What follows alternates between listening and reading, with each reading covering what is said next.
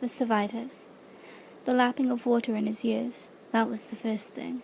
The lapping of water, the rustling of trees, the odd click and twitter of a bird. Logan opened his eyes a crack, light, blurry, bright through the leaves. This was death. Then why did it hurt so much? His whole left side was throbbing. He tried to take a proper breath, choked, coughed up water, spat out mud. He groaned, flopped over onto his hands and knees, dragged himself up out of the water, gasping through clenched teeth, rolled onto his back in the moss and slime and rotten sticks at the water's edge. He lay there for a moment, staring up at the sky beyond the black branches, breath wheezing in his raw throat. "I am still alive," he croaked to himself. Still alive, in spite of his best efforts of nature, Shanka, men and beasts. Soaking wet and flat on his back, he started to chuckle. Reedy, gurgling laughter. Say one thing for Logen Ninefingers. Say he's a survivor. A cold wind blew across the rotting river bank, and Logan's laughter slowly died. Alive he might be, but staying alive, that was another question. He sat up, wincing at the pain. He tottered to his feet, leaning against the nearest tree trunk. He scraped the dirt out of his nose, his eyes, his ears. He pulled up his wet shirt and took a look at the damage. His side was covered in bruises from the fall, blue and purple and stains all up his ribs. Tender to the touch and no mistake, but it didn't feel like anything was broken. His leg was a mess, torn and bloody from the Shanka's teeth. It hurt bad, but his foot still moved well enough, and that was the main thing. He'd need his foot if he was going to get out of this. He still had his knife in the sheath of his belt, and he was mightily glad to see it. You could never have too many knives in Logan's experience, and this was a good one, but the outlook was still bleak. He was on his own, in woods crawling with flatheads. He had no idea where he was, but he could follow the river. The rivers always flowed north, from the mountains to the cold sea. Follow the river southwards against the current. Follow the river and climb up into the high places where the Shanka couldn't find him. That was his only chance. It would be cold up there this time of year, deadly cold. He looked down at his bare feet. It was just his luck that the Shanka had come while he had his boots off, trimming his blisters. No coat either. He'd been sitting near the fire. Like this, he wouldn't last a day in the mountains. His hands and feet would turn black in the night, and he'd die bit by bit before he even reached the passes, if he didn't starve first. Shit, he muttered. He had to go back to the camp.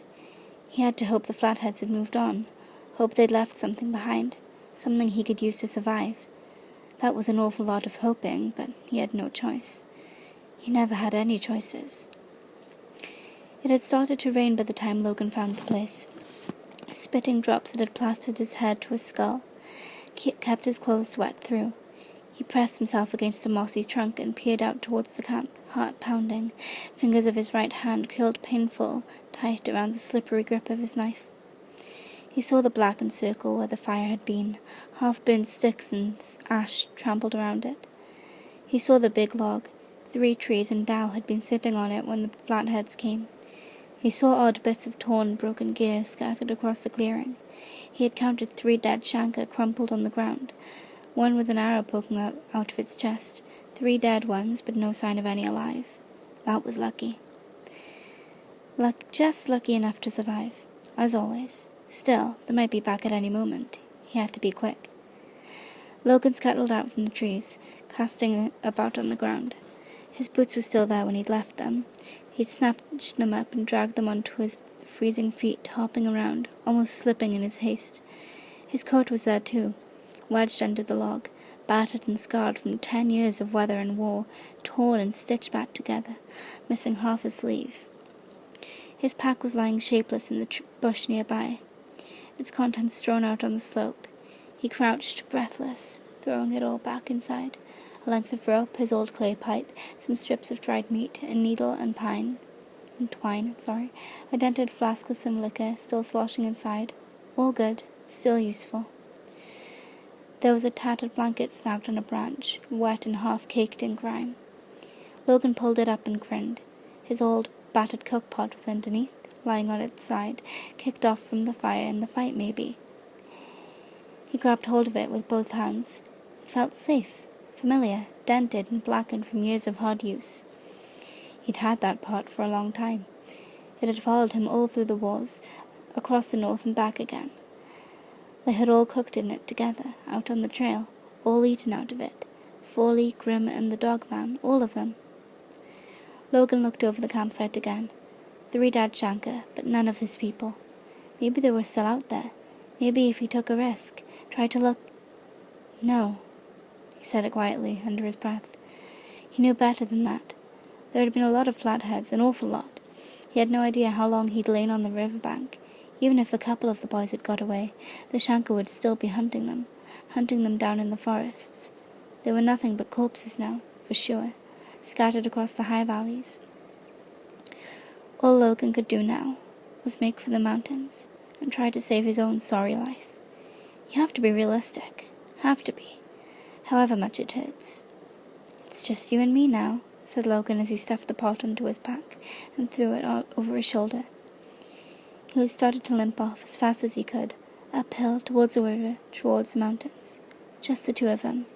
Him and his pot. They were the only survivors. Questions. Why do I do this? Inquisitor Glokta asked himself for the 1000th time as he limped down the corridor. The walls were rendered and whitewashed, though none too recently. There was a seedy feel to the place and the smell of damp.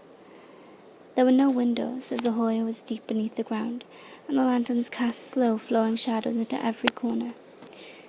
Why would anyone ever want to do this? Glokta's walking made a steady rhythm on the grimy tiles of the floor. First the confident click of his right heel, then the tap of his cane, then the endless sliding of his left foot, with the familiar stabbing pains in the ankle, knee, arse, and back. Click, tap, pain. That was the rhythm of his walking. The dirty monotony of the corridor was broken from time to time by a heavy door, bound and studded with pitted iron. On one occasion, Glokta thought he heard a muffled cry of pain from behind one. I wonder what poor fool is being questioned there, what crime they are guilty of or innocent of, what secrets are being picked at, what lies cut through, what treasons laid bare. He didn't wonder long enough. He was interrupted by the steps. If Glokta had been given the opportunity to torture anyone at all, he would surely have chosen the inventor of steps. When he was young and widely admired, before his misfortunes, he had never really noticed them. He had sprung down 2 of them at a time and gone blithely on his way. No more. They're everywhere. You really can't change floors without them. And down is worse than up. That's the thing people never realize. Going up, you usually don't fall that far. He knew this flight well. 16 steps, cut from smooth stone, a little worn toward the center, slightly damp, like everything down here. There was no banister, nothing to cling to. 16 enemies. A challenge indeed. It had taken Glokta a long time to develop the least painful method of descending stairs. He went sideways like a crab, cane first, then left foot, then right, with more than the usual agony at his left leg took his weight, joined by a persistent stabbing in the neck. Why should it hurt in my neck when I go downstairs? Does my neck take my weight, does it? Yet the pain could not be denied. Glokta paused 4 steps from the bottom. He had nearly beaten them. His hand was trembling on the handle of his cane, his left leg aching like fury. He tongued his gums where his front teeth used to be, took a deep breath and stepped forward. His ankle gave way with a horrifying wrench, and he plunged into space, twisting, lurching, his mind a cauldron of horror and despair. He stumbled onto the next step like a drunkard, fingernails scratching on the smooth walls, giving a squeal of terror. You stupid, stupid bastard! His cane clattered to the floor. His clumsy feet wrestled with the stones, and he found himself at the bottom, by some miracle still standing. And here it is, that horrible, beautiful, stretched-out moment before stubbing a toe and feeling the hurt. How long do I have before the pain comes? How bad will it be when it does? Gasping, slack-jawed at the foot of the steps, Glokta felt a tingling of anticipation. Here it comes. The agony was unspeakable, a searing spasm up his left side from foot to jaw. He squeezed his watering eyes tight shut, clamped his right hand over his mouth so hard that the knuckles clicked. His remaining teeth grated against each other as he locked his jaws together, but a high-pitched, jagged moan still whistled from him. Am I screaming or laughing? How do I tell the difference? He breathed in heaving gasps through his nose, snot bubbling out onto his hand, his twisted body shaking with the effort of staying upright. The spasm passed. Glokta moved his limbs cautiously, one by one, testing the damage. His leg was on fire, his foot numb, his neck clicked with every movement, sending vicious little stings down his spine. Pretty good, considering. He bent down with an effort and snatched up his cane between two fingers, drew himself up once more, and wiped the snot and tears on the back of his hand. Truly a thrill. Did I enjoy it? For most people, stairs are a mundane affair. For me, an adventure. He limped off down the corridor, giggling quietly to himself. He was still smiling ever so faintly when he reached his own door and shuffled inside. A grubby white box with two doors facing each other. The ceiling was too low for comfort, the room too brightly lit by blazing lamps. Damp was creeping out of one corner and the plaster had erupted with flaking blisters, speckled with black mold. Someone had tried to scrub a long blood stain from one wall, but hadn't tried nearly hard enough. Practical Frost was standing on the other side of the room, big arms folded across his big chest. He nodded to Glokta, with all the emotion of a stone, and Glokta nodded back. Between them stood a scarred, stained wooden table, bolted to the floor and flanked by two chairs. A naked fat man sat in one of them, hands tied tightly behind him with a brown canvas bag over his head. His quick, muffled breathing was the only sound. It was cold down here, but he was sweating. As well he should be. Glokta limped over to the other chair, leaned his cane carefully against the edge of the tabletop and slowly, cautiously, painfully sat down. He stretched his neck to the left and then the right, then allowed his body to slump into a position approaching comfort. If Glokta had been given the opportunity to shake the hand of any one man, anyone at all, he would surely have chosen the inventor of chairs. He has made my life almost bearable. Frost stepped silently out of the corner and took hold of the loose top of the bag between meaty, pale finger and hairy white thumb. Glokta nodded, and the practical ripped it off, leaving Salem Ruse blinking in the harsh light. A mean, piggy, ugly little face. You mean ugly big Ruse, you disgusting swine. You're ready to confess right now, I'll bet. Ready to talk and talk without interruption until we're all sick of it. There was a big dark bruise across his cheek and another on his jaw above his double chin. As his watering eyes adjusted to the brightness, he recognized Glokta sitting opposite him, and his face suddenly filled with hope. A sadly misplaced hope. Glokta, you have to help me, he squealed, leaning forward as far as his bonds would allow, words bubbling out in a desperate mumbling mess. I'm falsely accused. You know it. I'm innocent. You've come to help me, yes? You're my friend. You have influence here. We're friends. You could say something for me. I'm an innocent man, falsely accused. Glokta held up his hand for silence. He stared at Rue's familiar face for a moment, as though he had never laid eyes on him before. Then he turned to Frost. Am I supposed to know this man? The albino said nothing. The bottom part of his face was hidden by his practical's mask, and the top half gave nothing away. He stared, unblinking, at the prisoner in the chair, pink eyes as dead as a corpse. He hadn't blinked once since Glokta came into the room. How can he do that? It's me, Ruse, hissed the fat man, the pitch of his voice raising steadily towards panic. Salem Ruse, you know me, Glokta. I was with you in the war before. We're friends. Glokta held up his hand again and sat back, tapping one of his few remaining teeth with a fingernail, though deep in thought. Ruse, The name is familiar. A merchant, a member of the Guild of Mercers, a rich man by all accounts. I remember now. Glokta leaned forward, pausing for effect. He was a traitor. He was taken by the Inquisition, his property confiscated. You see, he had conspired to avoid the king's taxes. Rue's mouth was hanging open. The king's taxes, screamed Glokta, smashing his hand down on the table. The fat man stared, wide-eyed, and licked at a tooth. Upper right side, second from the back. But where are our manners? Asked Glokta, of no one in particular. We may or may not have known each other once, but I didn't think you and my assistant have been properly introduced. Practical Frost, say hello to this fat man. It was an open-handed blow, but powerful enough to knock Ruse clean out of his seat. The chair rattled, but was otherwise unaffected. How was that done? To knock him to the ground but leave the chair standing. Ruse sprawled, gurgling across the floor, face flattened on the tiles. He reminds me of a beached whale, said Glokta absently. The albino grabbed Ruse under the arms and hauled him up, flung him back onto the chair.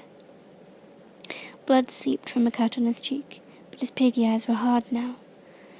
Blows make most men soften up, but some men are. I would never have taken this one for a tough man, but life is full of surprises. Ruse spat blood onto the tabletop. You've gone too far here, Glokta. Oh yes, the Mercers are an honourable guild. We have influence. They won't put up with this. I'm a known man. Even now my wife will be petitioning the king to hear my case. Ah, your wife. Glokta smiled sadly. Your wife is a very beautiful woman. Beautiful and young. I fear, perhaps, a little too young for you. I fear she took up the opportunity to be rid of you. I fear she came forward with your books. All the books. Rue's face paled. We looked at those books. Glokta indicated an imaginary pile of papers on his left. We looked at the books in the treasury, indicating another on his right. Imagine our surprise when we could not make the numbers add up. And then there were the nighttime visits by your employees to warehouses in the old quarter, the small unregistered boats, the payments to officials, the forged documentation. Must I go on? Asked Glokta, shaking his head in profound disapproval. The fat man swallowed and licked his lips. Pen and ink were placed around the prisoner, and the paper of confession filled out in detail in Frost's beautiful, careful script, awaiting only the signature. I'll get him right here and now. Confess, Rose. Glokta whispered softly. Put a painless end to this regrettable business. Confess, and name your accomplices. We already know who they are. It will be easier on all of us. I don't want to hurt you, believe me. It will give me no pleasure. Nothing will. Confess. Confess, and you will be spared.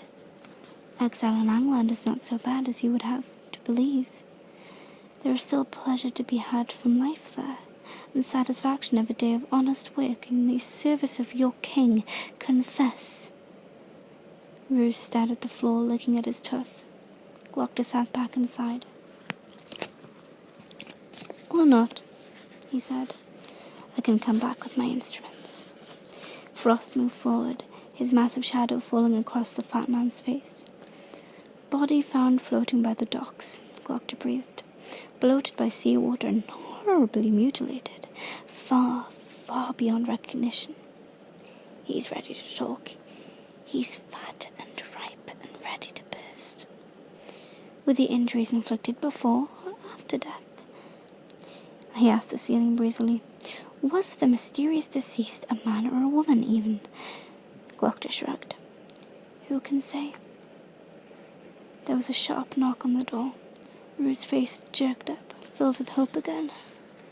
Not now, damn it. Frost went to the door, opened it a crack. Something was said. The door shut.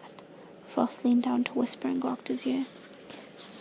If ever, came the half-tongued mumble, by which Glokta understood that Severod was at the door. Already? Glokta smiled and nodded as if it was good news.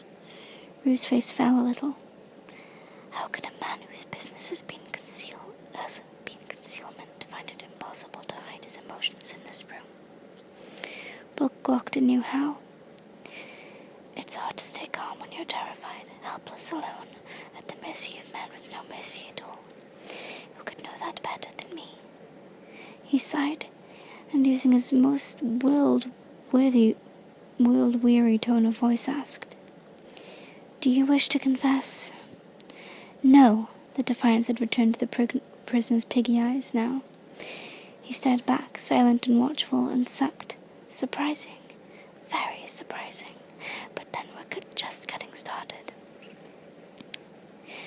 Is that tooth bothering you, Ruse? There was nothing Glokta didn't know about teeth. His own mouth had been worked on by the very best. Or the very worst, depending on how you look at it. It seems that I must leave you now, but while I'm away, I'll be thinking about that tooth.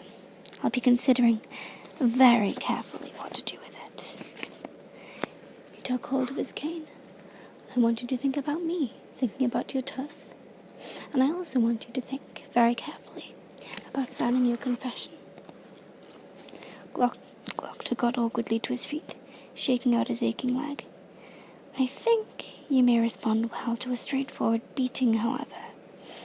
So, I'm going to leave you in the company of Practical Frost for half an hour. Rue's mouth became a silent circle of surprise. The albino picked up the chair, fat man and all, and turned it slowly around. He's absolutely the best there is at this kind of thing. Frost took out a pair of battered leather gloves and began to pull them carefully onto his big white hands, one finger at a time. You always did like to have the very best of everything, hey, Ruse? Glokta made for the door. Wait, Glokta, wailed Ruse over his shoulder. Wait, Practical Frost clamped a gloved hand over the fat man's mouth and held a finger to his mask. He said. The door clicked shut. Severod was leaning against the wall in the corridor, one foot propped on the plaster behind him, whistling tunelessly beneath his mask and running a hand through his long, lanky hair. As Glokta came through the door, he straightened up and gave a little bow, and it was plain by his eyes he was smiling. He's always smiling.